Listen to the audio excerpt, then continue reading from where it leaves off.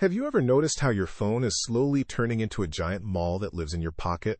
It's not just about shopping anymore because even your spare time is being put up for sale. Why is every single app trying to connect you to a stranger for a service? Stay with me because the reason isn't just technology, and it changes how you will earn money tomorrow. Think about Sarah, who has a normal office job but owns a very professional power drill.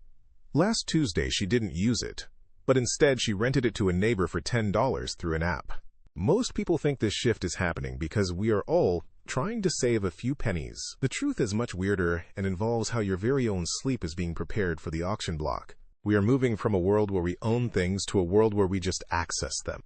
Companies realized they don't need to own warehouses if they can just charge you for finding what you need. Later, I will explain why your old sneakers are actually data points in a giant global brain. But first, we have to look at how the middleman changed. The middleman used to be a person in a physical office taking a big cut of the deal. Now the middleman is just a clever piece of software that never sleeps. This software watches millions of people and matches their needs faster than any human ever could. When you need someone to fix a leaky faucet, you don't look at a paper ad anymore. You look at a digital rating that guarantees the stranger in your house is reliable. Trust is the new gold, and it is being mined every single time you tap your screen. Every unused thing you own is now being viewed as a potential business.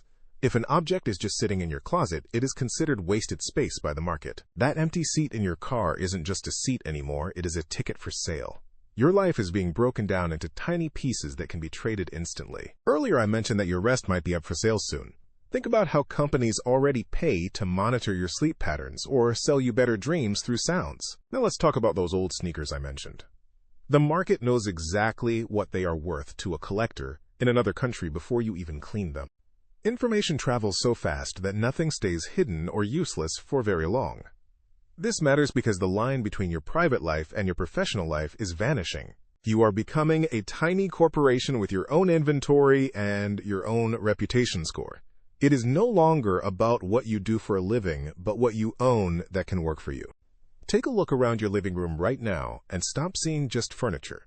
Start seeing the value that is currently frozen in place, waiting for a connection. The easiest way to stay ahead is to identify one thing you own that someone else needs right now. Once you see the world as a giant web of exchanges, you can't go back to just being a consumer. Remember that mall in your pocket we talked about at the very beginning? It is expanding every second, and soon there won't be any part of your day that isn't for rent. If every object and every minute of your life gets a price tag, what happens to the things we do for free? What is the one thing you own that you would absolutely never put on the market?